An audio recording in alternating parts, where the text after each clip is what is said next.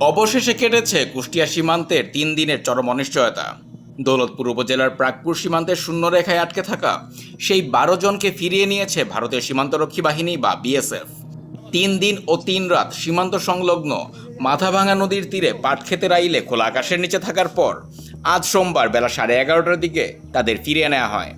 ঘটনার সত্যতা নিশ্চিত করেছেন কুষ্টিয়া ৪৭ বিজিবি ব্যাটালিয়নের commanding officer lieutenant colonel Rashed Kamal Rony. আপনারা জানেন যে আজকে বিএসএফ ওই 12 জনকে গাড়িতে করে তাদের কাঁটাতারের অভ্যন্তরে নিয়ে গেছে। আজকে ঠিক 10:30টার সময় একটা পতাকা বৈঠক হয় আমাদের অফিসার পর্যায়ে।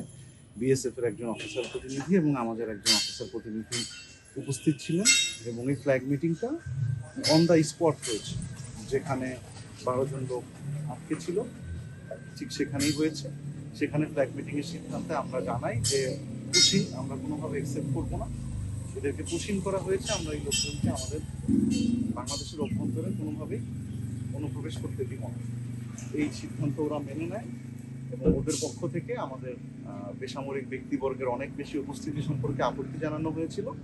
আমরা ওদেরকে বলেছি আমাদের বেসামরিক নাগরিক যারা আছে তারা আমাদের বর্ডার এলাকাতে থাকবে না, আর তারা যাতে 12 জনকে নিয়ে যায়। এই সমঝোতার ভিত্তিতে তারা আমাদের পুশিংকৃত 12 জনকে তারা নিয়ে চলে গেছে। এখন সীমান্তের পরিস্থিতি স্বাভাবিক আছে, বাট এই পুশিং রোধে আমাদের যে সেই তৎপরতা আমরা সবসময় বজায় রাখি। তবে ঠিক কিসের ভিত্তিতে এবং কি কথা হওয়ার পর বিএসএফ তাদের ভারতীয় ভূখণ্ডে ফিরিয়ে নিয়ে গেল, সেই বিষয়ে বিস্তারিত জানিয়েছেন বিজিবি অধিনায়ক।